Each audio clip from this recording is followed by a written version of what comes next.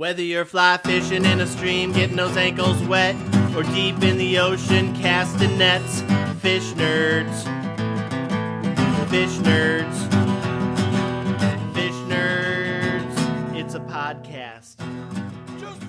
Hello and welcome to the Fish Nerds, a show about fish, fishing, and eating fish. I'm Clay Groves, Chief Executive Fish Nerd, Licensed Fishing Guide, and your best friend. Hi, how are you? Glad to be back today. Today, got a kind of a crazy, mixed up, big show for you. Should be a lot of fun. Crappie Hippie is here. He brought lazy Cody from Texas on to school him on the problems with fishing with lead. And Tim Bete is here, our fishing essayist, hard to say. And this week, he's going to talk about The River Runs Through It, kind of more serious approach to his normal fun essays. Doc Martin gave us a new song parody about RETE. What's RETE? You'll have to wait and see. We're going to do a product review because I had a dog poop in my boat and I had to deal with that. And we're going to do the news. We're going to talk about jellyfish and chips and a lady who made friends with a fish. Should be a ton of fun. Stay with us. We're going to jump right into the action with our effing essayist, Tim Bete. Here's Tim. Most people who fish eventually get around to watching the 1992 film A River Runs Through It, starring Brad Pitt. The film is based on the Norman Maclean novel, which was published in 1976. The novel is semi-autobiographical and is about Maclean's relationship with his brother Paul and life in their Montana family in which, as Maclean writes, there was no clear line between religion and fly fishing. Maclean's father was a Presbyterian minister. Like most books made into movies, the book is better, although the movie takes a lot of the dialogue straight out of the novel. The movie also has some beautiful fly fishing scenes. While the movie is as much about family relationships as fly fishing, it had a huge impact on the sport. In 1992, when the movie first came out, fly fishing grew in popularity by 60%, followed by another 60% increase in 1993. More than 20 years later, while I was on a fly fishing float trip with a guide in Colorado, one of the first things he told me was, "We'll be nymphing today. Most of my clients hate that because they want to cast like Brad Pitt and A River Runs Through It." The movie has clearly endured. The movie Grumpy Old Men didn't have the same impact on ice fishing. But then dropping a minnow through a hole in the ice does not have the same cinematic quality of shadow casting a dry fly for rising trout. A River Runs Through It features some gorgeous writing too, some of the best I've ever read. It includes lines such as, "On the Big Blackfoot River above the mouth of Belmont Creek, the banks are fringed by large ponderosa pines. In the slanting sun of late afternoon, the shadows of great branches reached from across the river, and the trees took the river in their arms. The shadows continued up the bank until they included us." Grumpy Old Men, on the other hand, had lines such as, "When I had my ulcers, I was farting razor blades." Not quite the same artistic quality, but at least there was fishing in it. There's some interesting trivia regarding the movie A River Runs Through It. Brad Pitt wasn't actually the one casting during most of the scenes, although he trained to fly fish for a month before filming. Because he lived in Los Angeles during that time, he practiced fly fishing on a rooftop, not in a river. There's no record of how many pigeons he caught. Another piece of trivia is that in some scenes when Pitt had a fish on his line, it was actually a half-gallon milk jug with some rocks in it. That's too bad because in Montana, a milk jug has to be a gallon to be a keeper. And while the movie is set in Missoula, Montana, it was filmed in other Montana towns. After all, who wants to advertise your secret fishing holes in a movie seen by millions of people? The last two paragraphs of the novel are the same as the ending of the movie. The two paragraphs immediately resonated with me the first time I read them. This is what they say. "Now nearly all those I loved and did not understand when I was young are dead, but I still reach out to them. Of course, now I am too old to be much of a fisherman, and now, of course, I usually fish the big waters alone, although some friends think I shouldn't. Like many fly fishermen in western Montana, where the summer days are almost Arctic in length, I often do not start fishing until the cool of the evening. Then in the Arctic half-light of the canyon, all existence fades to a being with my soul, and memories in the sounds of the Big Blackfoot River, and a 4-count rhythm, and the hope that a fish will rise.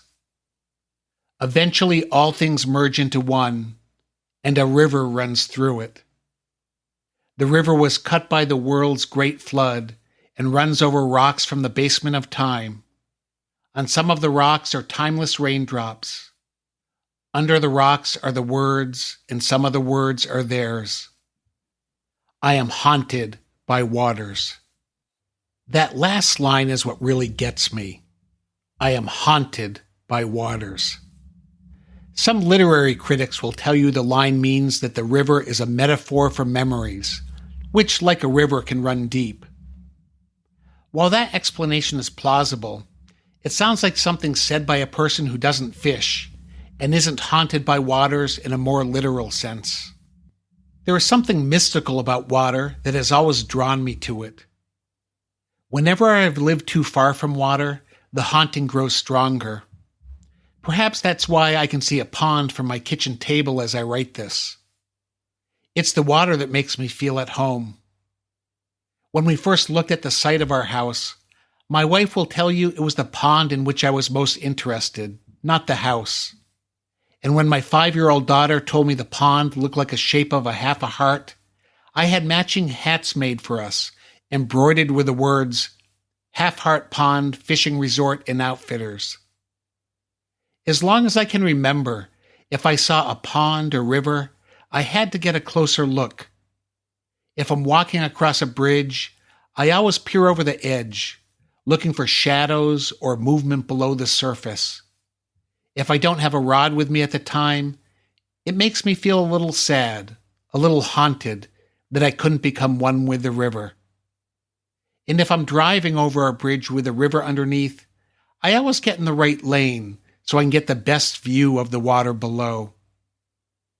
A few weeks ago, I was wading in a creek over which there was an old train trestle that's now a bike path. I'd been wading the creek since before dawn, catching smallmouth bass and enjoying the beauty of the fog slowly burning away as the sun came up. As I fished, I saw a dozen people walk and bike over that bridge without ever once looking down at the water. How can that be? Not everyone is haunted by water. Wading is my favorite way to fish because you actually become one with the river, surrounded by the sound of bubbling and gurgling, the feel of your feet on the rock bottom, the pressure of the current. I have a lot of Zoom video calls for work and usually use a background photo I took standing in the middle of the Mad River near downtown Dayton, Ohio. In the meetings, people always ask if I'm on vacation and where the photo is from because it's so beautiful. They're surprised that it was taken in an urban setting. Often you have to immerse yourself in something to see its real beauty. I know that's true for rivers. And often you have to be haunted by something to be willing to immerse yourself in it. Most of my memories of fishing are really memories of the water. The way the sun hits the mist at the bottom of a waterfall, the way foam gathers in pools, the way an eddy can be mesmerizing to watch, the sound when a fish slurps the surface as it takes down a fly. To be honest, sometimes when I'm waiting, I find that I haven't made a cast in 5 or 10 minutes, and I've just been standing there, listening, looking, thinking.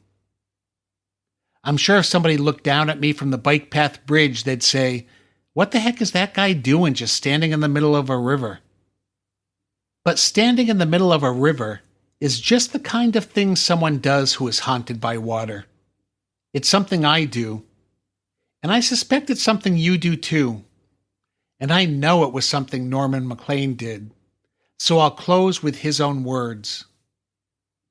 Poets talk about spots of time, But it is really fishermen who experience eternity compressed into a moment. No one can tell what a spot of time is until suddenly the whole world is a fish, and the fish is gone. Gosh, I love that. Tim Bete and his essays. Thanks, Tim, so much for being part of the Fish Nerds. We really do appreciate your making us sound a little bit smarter every month. Thanks for doing that for us. Next up, Crappie Hippie heads down to Texas with Lazy Cody. This is part 1 of his interview where he helps Lazy Cody understand why fishing with lead is a poor choice. And you're going to hear about how Lazy Cody has some great questions about lead fishing. Why is some states it okay? Why is it not okay in others? And you're going to hear Crappie Hippie talking about his history of lead fishing and how he switched over to fishing without lead. And it's really kind of one of the Fish Nerds thing we've been doing for years is encouraging people to do 2 things. 1, stop fishing with lead, and 2, eat diverse fishes. So both things we're going to have on this week's show. Stay tuned. Here is the Crappie Hippie. Thanks, John. Hello, Fish Nerd Nation. This is Crappie Hippie, your tree-hugging redneck from eastern Kansas. And tonight on Fish Nerd Nation Insider, we have another Fish Nerd Facebook group friend that puts up a lot of content and has a couple questions on lead-free fishing. Everybody say hello to Lazy Cody. How you doing tonight, Cody? I'm doing pretty good, John. It's good to be here.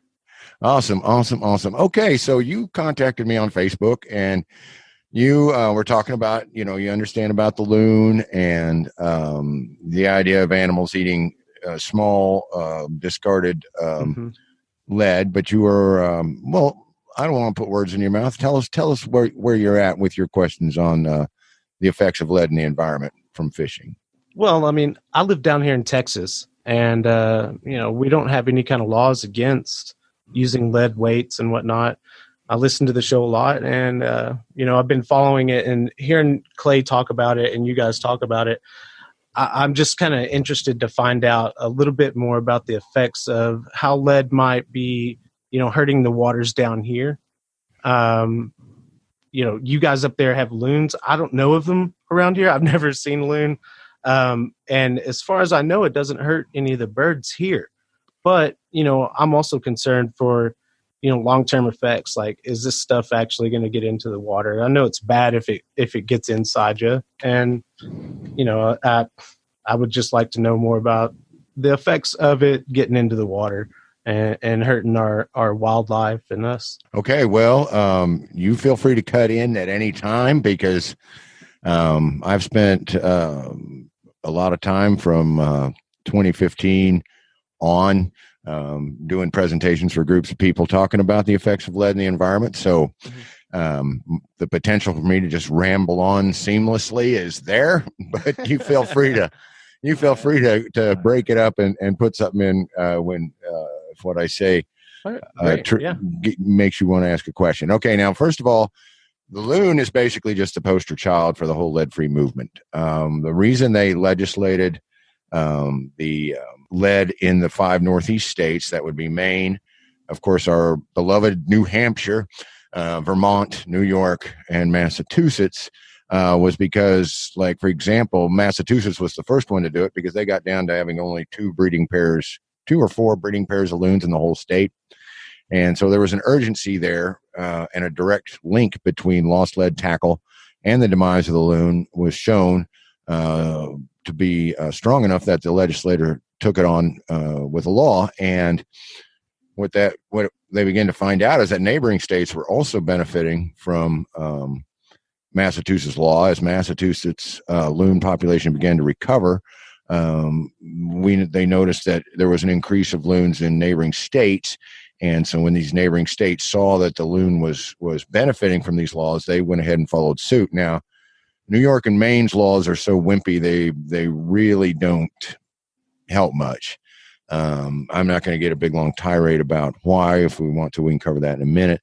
But they do help, or at least establish environmental mindset. And when I come in contact with people like you that are like, hey, I want to know more about this. I want to know more about the effects on the environment stuff. It's really makes me happy and makes me motivated to keep on doing what I do.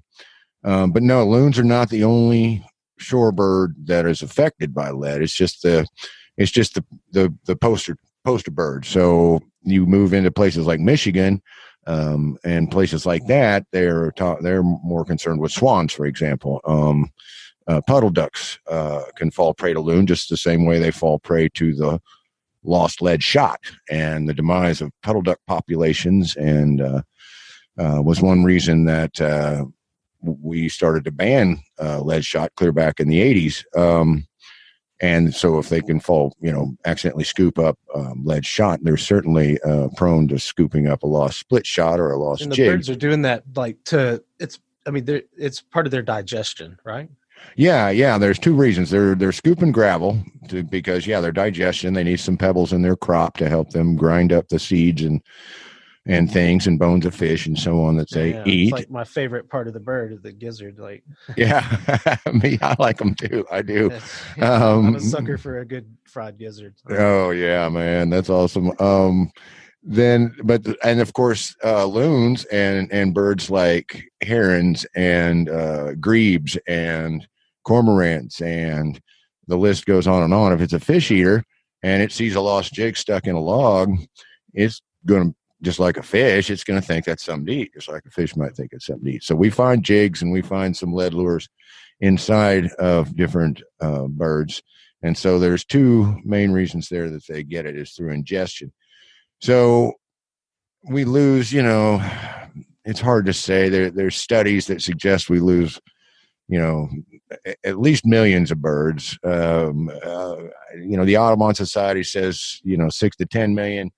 I don't really know. The projection models can only take you so far, but the thing is, it's got to be doing something because we lose on to the tune, conservatively speaking, Cody, we lose about 2,000 tons of lead tackle every year into our rivers, lakes, and coastal waters, and that's a statistic that's based on 50 million fishers losing a half ounce of lead a season. So if you think a half ounce of lead, well, that's,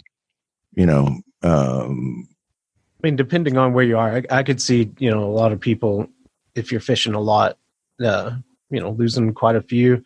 That was one of the other things that I was wondering about, like up in New Hampshire and stuff. They had a regulation there. It included, weights that are lower, but not the heavy ones. Yes, they're. What's going on with that? What the deal is that the idea is that if a weight is too big for the bird to swallow, then we don't need to ban it because the law is based on animal ingestion. Yeah. And that's kind of what the core of my question really was, I was just wondering, is it dissolving in the water as well? That has to do with pH level. I know it can do with pH level. Yeah, it can also do with what else is coming in contact how with. Likely is it that the weights that we're fishing with are going to, end up dissolving in the water or something like that? That's what my mind was wondering. Well, it's a good question because, all right, first of all, lead is very stable. All right, we understand that. We also understand that heavier items will migrate down into the soil, but of course they can also do the other thing and migrate back up. But while lead is stable, it does degrade in the water, or we wouldn't be having things like the Flint, Michigan episode. And I don't even, know about the caw. I know it can happen as long, depending on the pH level of the water, it can dissolve. It can. Yeah, and so when you consider that you take a particle the size of a grain of table salt, ordinary fine salt, that's going to have an effect on your body. And if you up that to 2 grains, that effect will be permanent, and you may even start to show symptoms. We don't want to have lead in the water in any amount. And both the CDC and the EPA recognize that there is no safe lead in water when it comes to kids. Like for drinking and whatnot. Yeah. Yeah. And absolutely. of course, I don't know about you, but I'm not really down with this whole government corporate, that's a safe level of contaminant. I don't want other people deciding how much crap they can put into my system just to keep some business going somewhere. And so that's why, we're all of a sudden really tired of having mercury in our water. And that's why fossil fuels are being pushed out. We are really looking at plastics now that we realize that basically there's no uncontaminated water anywhere on the planet because of the microplastics moving through the air. I used to think that, when Doc Martin had her study about there's microplastics in the Flint Hills, which is one of our more pristine environments in Kansas, I was like, how in the heck are they getting in those little streams in the Flint Hills? Well, it turns out it doesn't flow in there from a factory or from people dumping. It's coming out of the air, and we're breathing this stuff in. I think I saw a link that Doc Martin shared about that recently. Yeah, so we're looking at. So my deal with lead is that any amount is not good, and the problem with fishing and lead is that 2,000 tons, which as we're talking about, very conservative, very, very conservative estimate. I mean, that's only losing 4 8-ounce jigs in a season for a half ounce per angler. And, my crappie catching friends just laugh and go, shoot, I lost, that many last time I went, and I go, 20, 30 times a year. But I like to be on the conservative side. So I picked the most conservative statistic generator on that. But the deal is that we concentrate the lead where we fish, and we fish in natural places. We fish at the lake. One of the best crappie lakes in Kansas is right down the road, 5 minutes from my house. But it's also a water supply lake.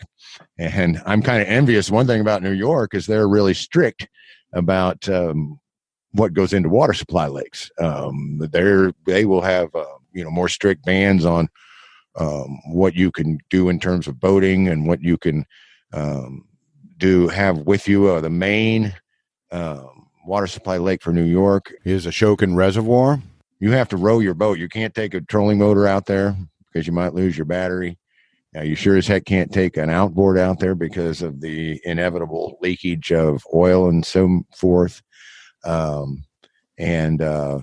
Very protective. So when you think about water supply and lead from anglers, there's an issue there too. And you're starting to find what are called designated waters, even in states like Minnesota and Michigan that have looked at doing lead-free laws and then decided not to. And California is real big on this. They don't have a statewide ban, but they have lots and lots of waters that are designated lead-free just to keep the water clean. The factories and stuff that are making it have got to be, a big source. And I'm sure there's other sources that are even more of a danger. But at the same time, you don't want the thing that's your hobby to be, hurting the thing that you love the most, right? Right. I agree. In fact, this lead-free movement is pretty much the last big deal for me. I'm going to stick with it and keep after it because I'm finding a lot of sympathy all over the country. I'm not in favor of legislating lead because I believe that most anglers are like you, Cody. I think they'll switch if we can give them a fair choice. And people, you can listen to episode 203 of Fish Nerds. Clay and I have a long discussion. One of the first shows I co-hosted, and when he officially made me a correspondent, which was such an exciting honor. But to be truthful, yes, it's like Water Gremlin got busted last year for they are the biggest handler and producer of lead products in the country and one of the biggest in the world.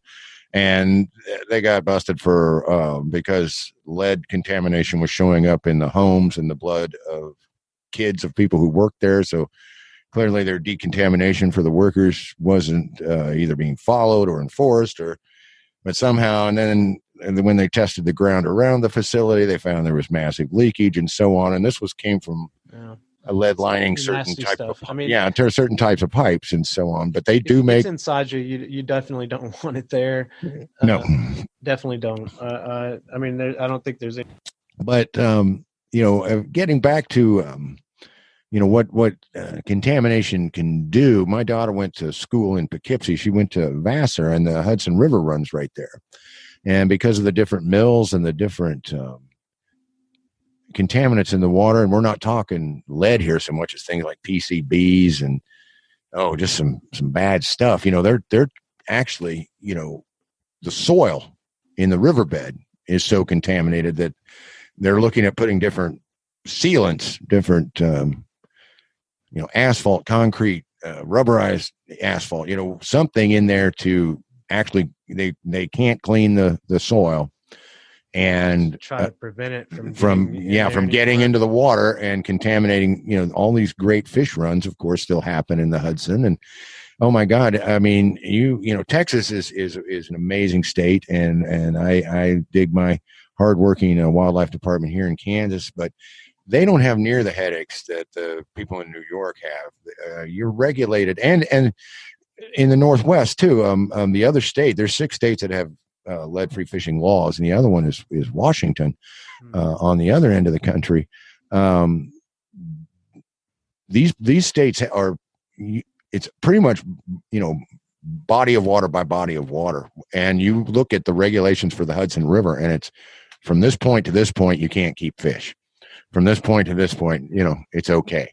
From this point, or in this season, you can't keep fish because the salmon run up through the contaminated part and then spawn, and then just awful. Yeah, anywhere you go anymore, you pretty much you better check before absolutely you start eating the fish out of that water. No, it's Even crying shame. Texas, I mean, there's contaminated waters down around the coast, especially, and all around actually.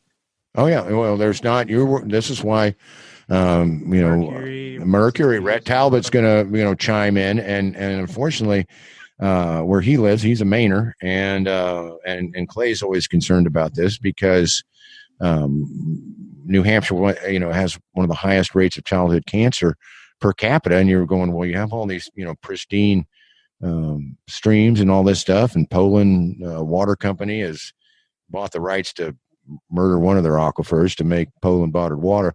But it's not stuff that's in the water. It's just that the Northeast is kind of the tailpipe for the flow of air across the United States. And so a lot of this coal atmospheric crap that's, in Kansas ends up getting condensed and pushed, right through New Hampshire and Maine. And this is one of Rhett's big things is you really got, even if you're out in the pristine Maine wilderness, you've got to watch what you eat. My daughter told me, it's like, Sarah, I eat fish from the pond. It's okay. She's like, Dad, why don't you take and have them tested? Because I guarantee there's trace amounts of mercury. I just blew my mind. Completely blew it. I didn't realize it really until, kind of recently when I did look up on Parks and Wildlife here in Texas. And yeah, man, I mean, even around some of the local lakes here, it's only recommended you can eat so much ounces, per month or whatever. Kids, pregnant women shouldn't eat it at all. Exactly. And we shouldn't have to live in a world where that's going on. And I'm hoping we're going to drive forth, to change, because someone's, quote unquote right to make money is not to take precedent over, your actual right to life, liberty, and the pursuit of happiness. But getting back to acute, yeah, absolutely, I think so. That's why they list it first, right? Yeah. And so that's my concern. Get back to your original question that got us together tonight, is that if we concentrate enough lead, in any place, we're going to damage, even though it may not be testing high in the water, high enough to meet what some agency decides is a unhealthy level of contamination. I think most people would say any level of contamination is bad. It's kind of easy to make people that live over there in that state or live over there in that environment, oh well, it's okay. The levels of this contaminant are underneath the agency's allowable limit. We could all agree if it's not necessary, why would we run any risk? Exactly. And when it's once again, I think we're both in the same vein, because, 90% of people don't need laws. They're just good people. They want the best for everybody. And we get deceived. We get jerked around. We get intimidated. Oh, we've got to allow this factory to stay open, or everybody's going to lose their jobs. There's ways to solve all this stuff. But my thing is that, we're finding, like in guys that have upland game preserves, and they let people come in and hunt and their little private sporting clubs and so forth. Well, some of these clubs have been in business for 70, 80 years, or even, 30, 40 years, they're finding that the soil is getting, because of course in upland game, they can still use lead shot, but now they're finding the soil is getting, contaminated. This is the thing, if we keep, because we don't do our gig everywhere. We're not out, our stuff's down at the lake. When we fish at the park, our stuff's down at the lake. It's not going to get spread throughout the park. It's going to get concentrated on the lake's pond or the park's pond or lake. And that's what you really have to, ask yourself. Yes, lead is fairly stable. Yes, lead degrades slowly. Yes, water tests may indicate that it's not a big problem now. But when you look at the fact that we've put 150,000 tons of this stuff in our environment since these products began to be mass produced, and when you look at the fact that go somewhere, yeah, it's got to go somewhere. How many years have we been fishing with it? And I know it's heavy, so it's probably right there. A good portion of it's probably still at the bottom. Maybe there's some layers of sediment or whatever, but it's got to. It's there. It's not disappearing, No, it's not going to disappear. Oh. And this is another area where I get so excited. I hate to. Okay, that concludes part 1 of my interview with Lazy Cody, one of our active participants on the Fish Nerd Facebook group. He contacted me, wanted to ask a few questions about lead contamination in general, and we talked about the direct link between lost lead and wildlife. But as we both got into, there's a larger question there as to what does all this left behind lead do to our natural places? How does it affect contamination in the water? And basically, why should we put up with it? Now remember, fishing lead is concentrated in the streams, in the waterways. It's not just spread all over everywhere. And while glasswater angling and people like Cody maybe aren't in favor of making legislation the first thing we do, because we believe that people will change if we give them a fair choice, and that's what my company is working toward, have a comprehensive fair choice for anglers to make the switch to lead-free. I will not be told, Cody will not be told, and I know a lot of you will not be told that, hey, you just have to put up with contamination, or, hey, this isn't really a serious problem, or isn't a problem at all. It is a problem. There's a direct link between lead lost in fishing and wildlife demise. That's proven. Now, as far as its effect on humans, do we want to wait till it's messing up the kids? Do we want to wait until it's messing up with you and me? I mean, who gets to decide this stuff? Who gets to decide that you should put up with a level of contamination? Who decides that how much is okay in interest of someone who just wants to make money? Who decides how much of our environment we have to lose irrevocably because they just got to make some cash? And they scare people with saying job loss, income loss, lifestyle loss. They do whatever. Well, I'm not here to scare you. I'm not here to be an alarmist, but I will tell you that I will not accept the position that there is no problem, because it is a problem. And I hope you found that borne out by some of the things we said tonight. So we talked a lot about general contamination from lead and our attitude about it. The fun thing is that the next part of this interview is going to be all about how fishing lead-free is going to make you a better angler. It's going to make you a better thinker. It's going to preserve your ability to tackle craft all you want. But I'm here to tell you, I started fishing lead-free in 2011, and not only do I not miss it, but I am doing better than ever in my life. And I fish with wire baits. I fished with lead baits 80% of the time for the past 45 years. But not the past 45 years, so take 9 away from that, and 36 years. Nobody on Fish Nerds can do math. 35 years. Oh, my goodness. Where is Zoe? Where is Sammy? Somebody help me do this math. Let's see. I started fishing when I was 3. I'm 58 now. That means I've fished for 45 years.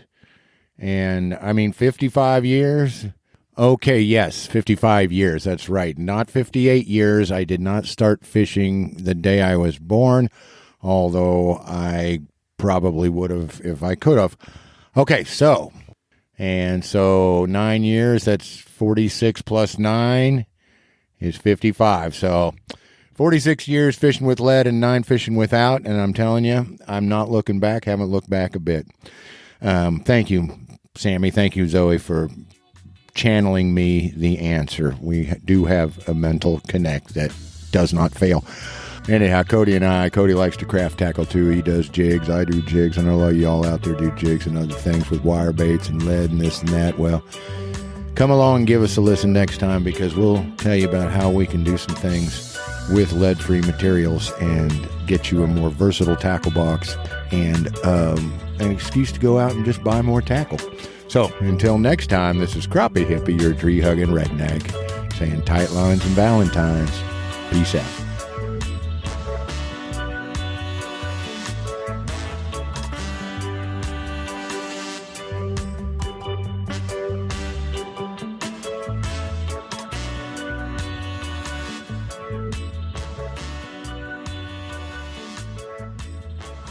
The sporting fisher not only respects the resource, but has a big concern for how their activities affect the environment. At Glasswater Angling, we make lead-free fishing tackle to help fishers leave a smaller footprint on the natural world when they ply their craft. Not only do we offer outstanding original designs like our double underspins, Crappie Doodler, and Angle King, but we help anglers replace their existing lead tackle with products like our bismuth jig heads and hand-tied jester jigs. Whether you are exploring a far country wilderness or casting at the local lake, lead-free is the way to be, and Glasswater Angling is here to help. Glasswater Angling for a better outdoors, makers of lead-free fishing tackle. Shop now at glasswaterangling.com.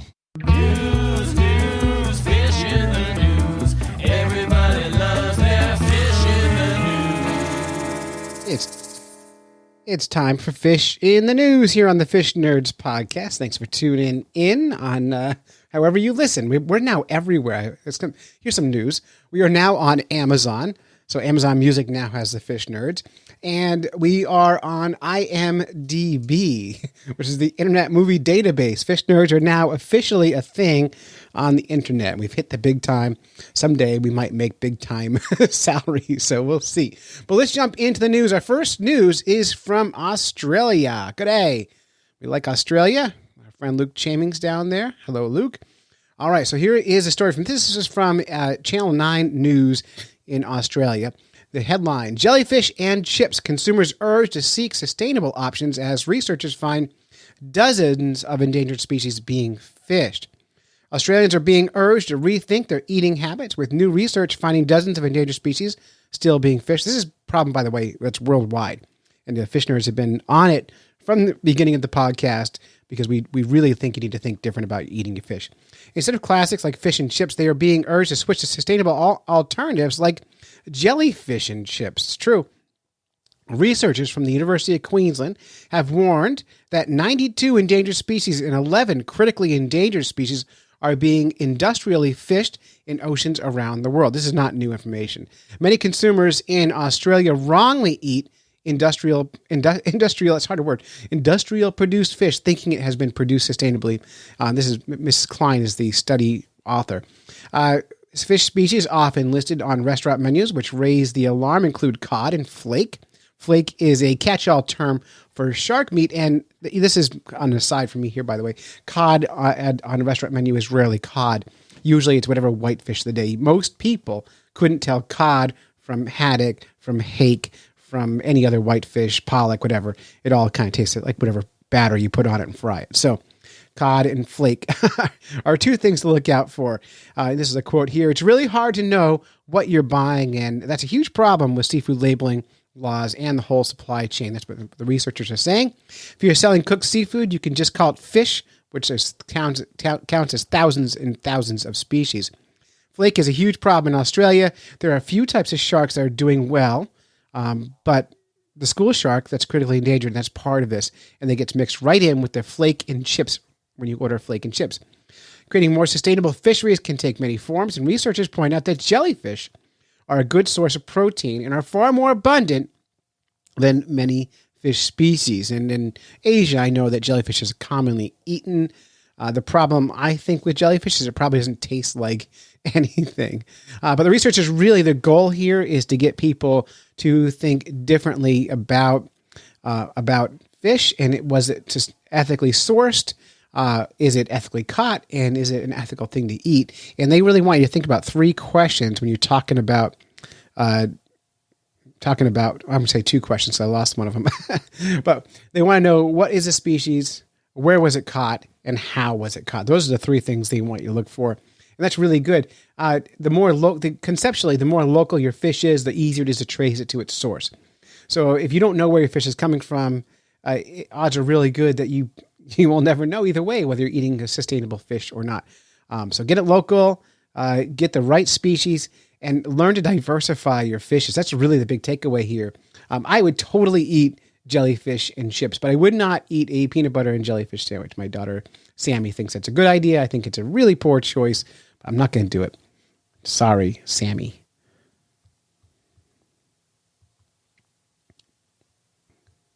There it goes. 3, 2. Our next story comes all the way from Minnesota, and this is from care with a K 11.com. You can watch this video here. The headline: Woman and sunfish form a 5-year friendship on Minnesota Lake, and it is exactly as delightful as it sounds. I'm actually going to play the audio from this, and I'll pause it every so often and add some commentary. It's a new trick for me. I'm playing with my new mixer board that was bought from our Patreon subscribers. Thank you to all you who help us out on Patreon for this. Uh-oh. You can control. They're going to make me watch an advertisement every time I hit pause, I think. So stay tuned. So let me tell you the basics. So this lady in Minnesota met a sunfish, fell in love. They got married. They had sunfish babies. It was delightful. That's not the story. Here we go.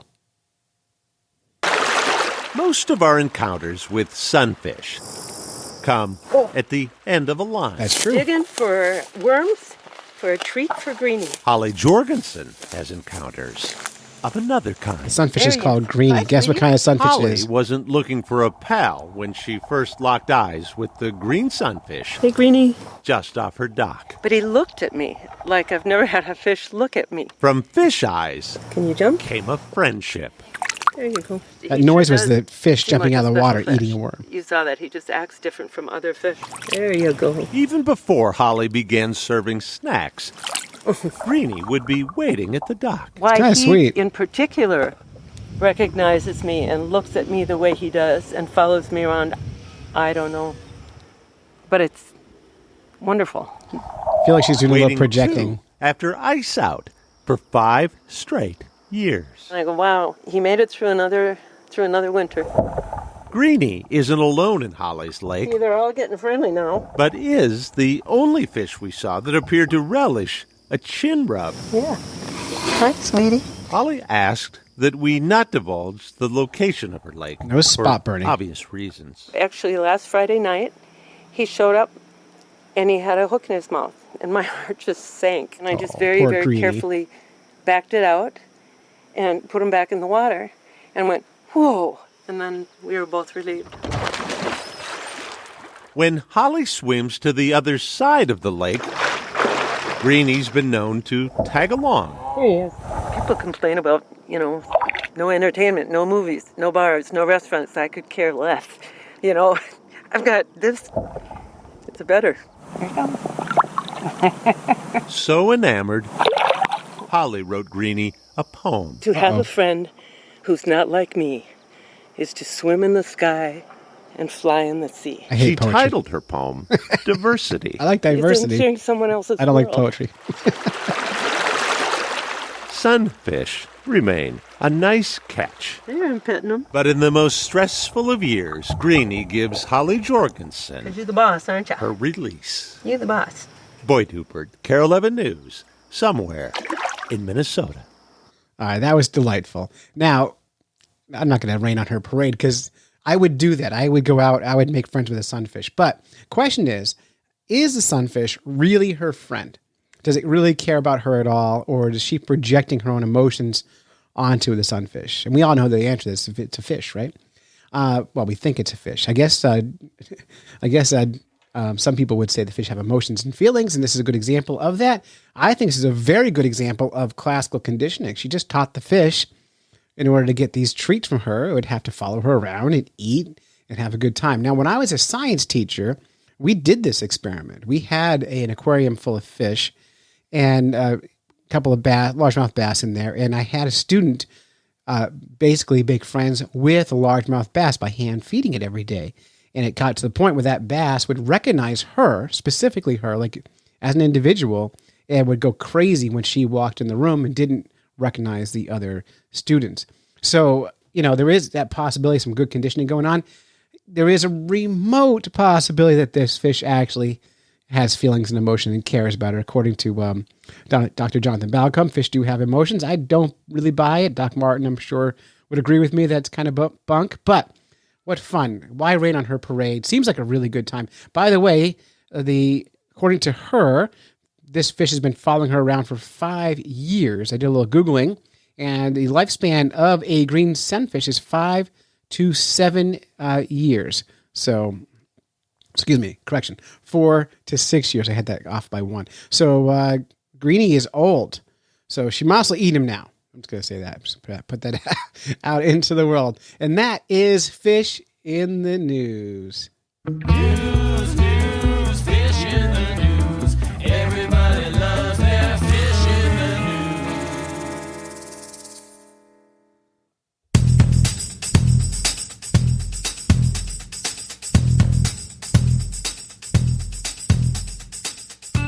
Oh, yeah. Going to do a product review. I don't do a lot of product reviews.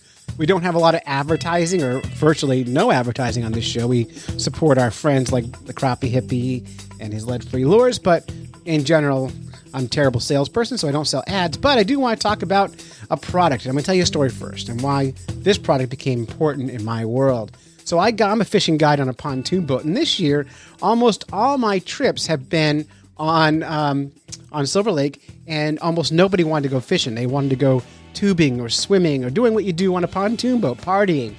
And so I picked up a group of kids from their dock. They live on the lake, and their parents hired me to take the kids out tubing. So we put them on the boat. I got my dog, Ruthie, the Wonder Dog, on the boat. She's a blue heeler husky mix. And we're having a great time tubing. There's 6 kids on the boat. Lovely time. And then, like 25 minutes into the tubing, the kids are screaming, having fun. And then we hear a different kind of screaming, like, oh, gross. Oh, my God. I can't believe it. What happened there? Turns out Ruthie, in the very center of the front deck of the pontoon boat, squatted and just dropped a giant loaf on the middle of the deck. Just this steaming pile of fun for all the kids to see. And they're all grossed out and stuff. So I stopped the boat. And I got to figure out, what do I do with this giant pile of dog turd? So I have all the kids go to the very bow of the boat and stand on the rails. That's pushing enough weight to get the boat facing downhill. I picked up the poop in a plastic bag and put it in my trash can. And then I had to use a 5-gallon bucket to wash the deck. And so I did that, like 6 buckets of water. And then I had to get wet wipes out and clean the whole deck. And it was a real terrible experience. So I decided that day I need a washdown pump on my boat. I wanted to be able to grab a garden hose and clean the deck of the boat out and move on. So I went on Amazon and I found the cheapest one I could find on Amazon that would do the job. And that was the Jabsco 82505 Hot Shot 5.0 5 gallon per hour GPH. Is that gallon per hour? I have no idea. Washdown pump. And I went on Amazon and I read some reviews. I'll read you those reviews here. Here's a 1-star review. There's no warranty. So that's 1 star. Another 1-star review. What else will I need to set this up on my boat? So that's not a helpful review here. And here's one more. Not happy missing all those connecting fittings. Have to buy more parts at the store for price. You'd think all the fittings would be there. For the record, I had to go to the store also and buy some fittings. However, it's no big deal. They're like $3 and you had to get a hose. So I hooked up to the boat and I hooked it into my live well pump. So to turn this thing on, I have to turn the live well pump on and then I turn the switch on to this pump and then it fills up this giant garden hose, collapsible garden hose. And I get like a power washer on my boat. And so now every time I have to go fishing or I go out playing on the boat, I can clean the boat off. It seems like not a big deal. Now, I've been bringing my dog, now I got a new puppy too, my dogs on the boat every day since getting this washdown pump. And you know what the problem is? They won't poop on the boat. So I can't even test it for what I bought it for. I may never know if this is any good or not. I'm happy with it, but I might not know if it does the job I want to do until another steamer gets dropped on my deck of my boat. So that is my product review for the Jabsco Hot Shot 5.0 5 GPH washdown pump from Amazon. And I think, how much did I pay for that? I I think $125 roughly for it, including shipping from Amazon. And I'm happy that I did it. So that is my product review. Mm-hmm.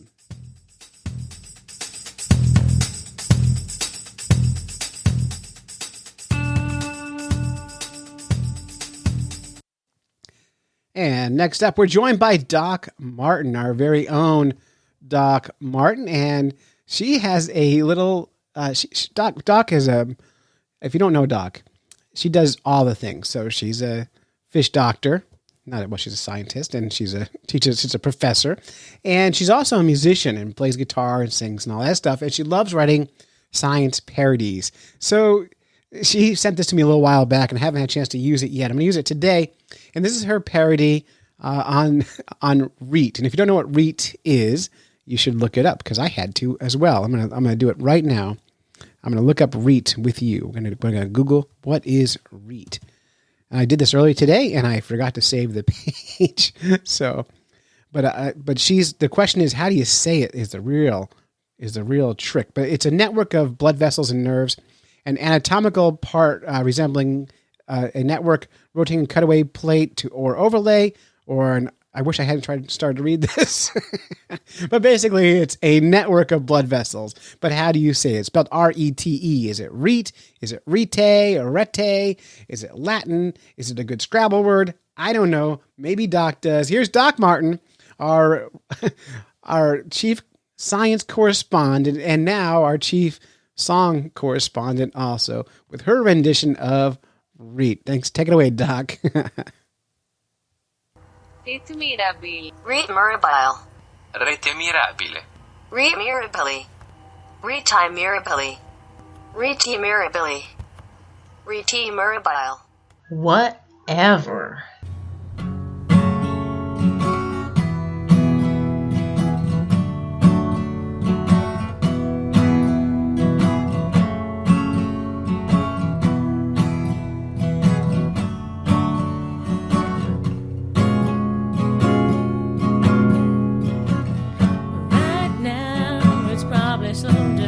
Some oxygen gas to increase the fish's buoyancy. Right now, it's probably being studied by some nerdy lab tech, 'cause she loves fish anatomy.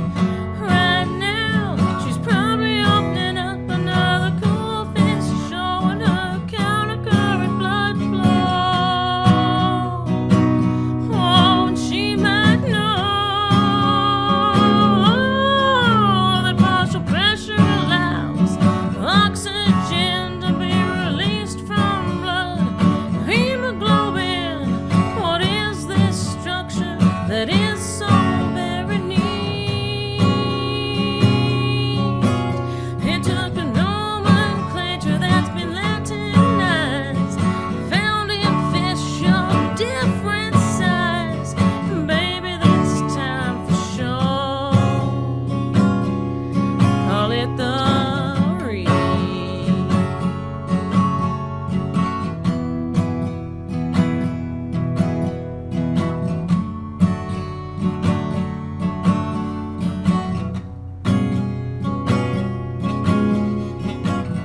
Right now, I'm probably gonna sing about some non-fish version your brain capillaries.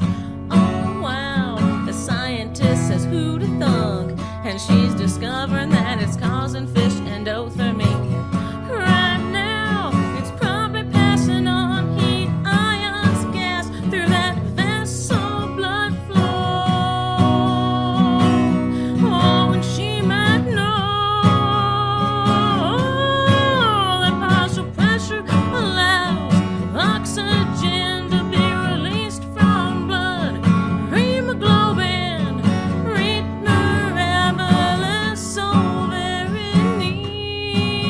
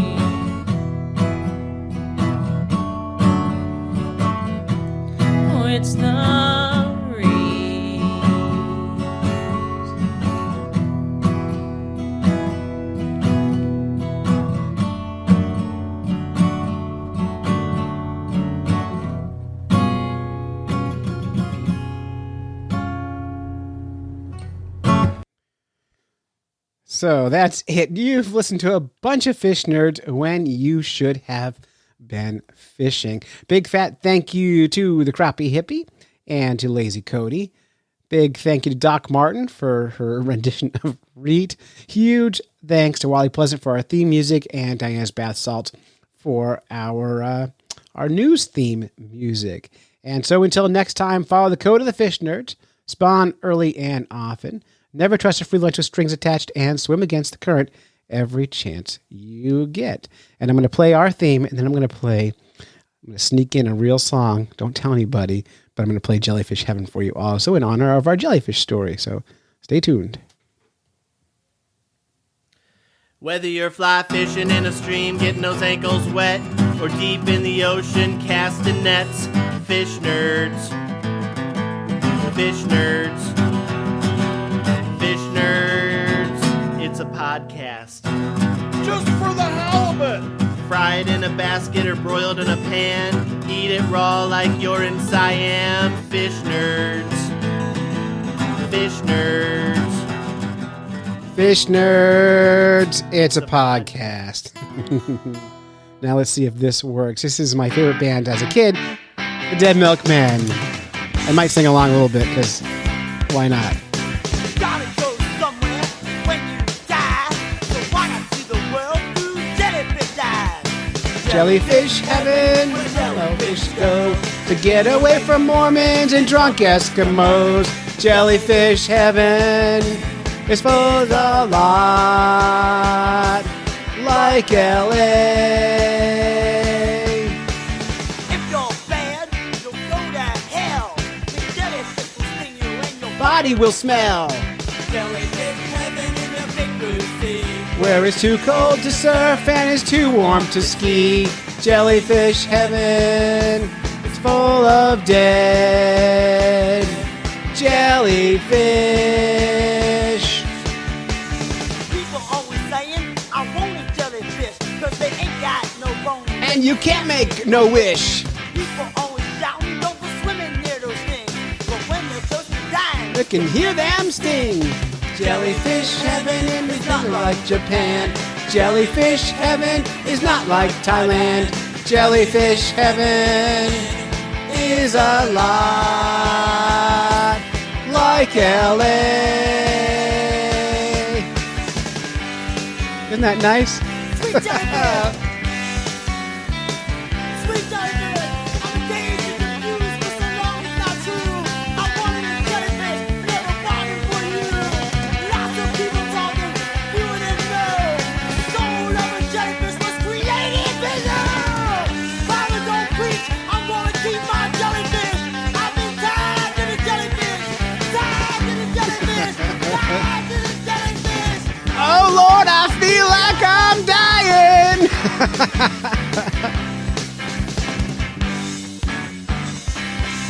Please don't sue us. That's the Dead Milkmen, by the way, one of my favorite bands of all time. Thanks for listening to the Fish Nerds.